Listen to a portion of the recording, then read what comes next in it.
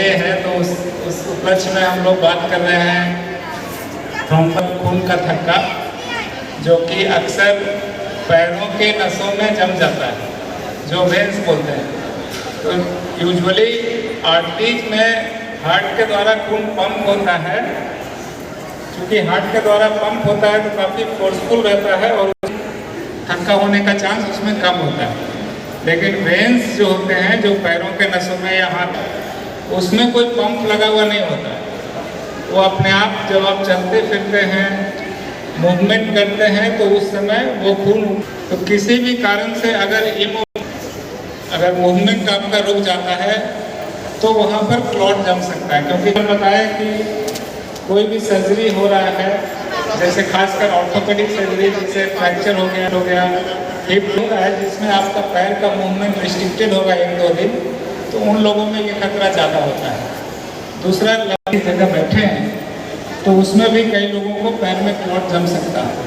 बहुत ज़्यादा ठंड में,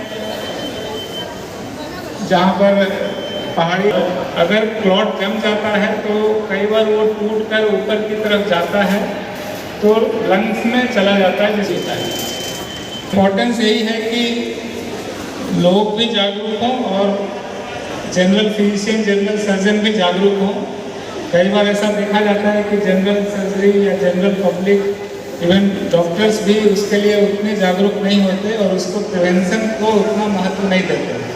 जैसे सर्जरी किए, अपने सर्जरी के बारे में ध्यान रखें, पैर छूट गया तो कोई भी फिजिशियंस भी है जहाँ पैर का मूवमेंट नहीं हो रहा है, वहाँ पर प्रिवेंटिव मेजर्स लेकर के उसमें खून पतला करने का इंजेक्शन या टैबलेट चलना पड़ता है।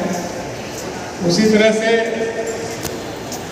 बहुत लंबे जर्नी में हैं तो पैर हिलाते रहना है, तो बैठ के कुछ काम कर रहे हैं तो मूवमेंट करते रहना है, ताकि खून का प्रवाह बना रहे।